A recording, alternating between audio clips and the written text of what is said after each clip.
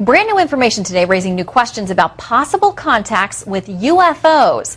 A top secret document filed by the FBI in 1949 tells how three different men each reported seeing a UFO breaking up in midair.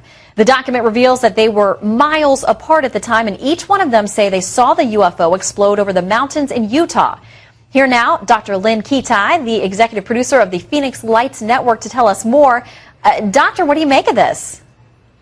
Actually, it's interesting that this would go viral. Supposedly, it's been on the internet since available to the public since 1977. And I spoke with Dr. Bruce Maccabee, who is a former Navy optical physicist and a renowned UFO investigator who actually has done much research on the FBI files. He has a book, UFOs Connection.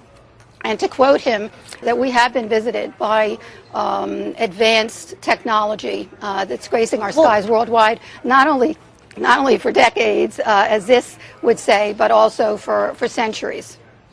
Well, and Doctor, I mean, when you look at some of the material that's contained in this FBI file, I mean, they took it seriously. At the time, they sent this to the director of the FBI, J. Edgar Hoover, and there were a lot of folks who thought there was something to this.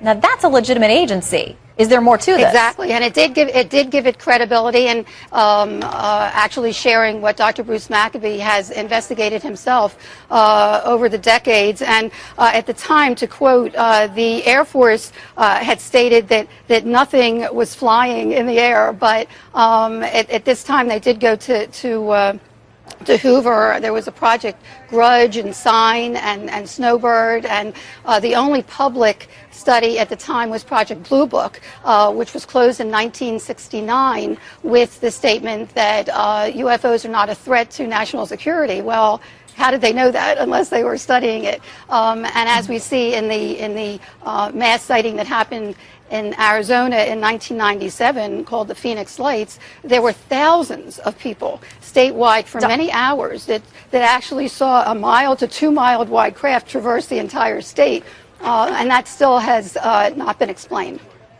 Well, Doctor, it's certainly an interesting topic. Folks will want to dig into these documents. They can find them online. Thank you so much for your time today, Dr. Lynn Kitai.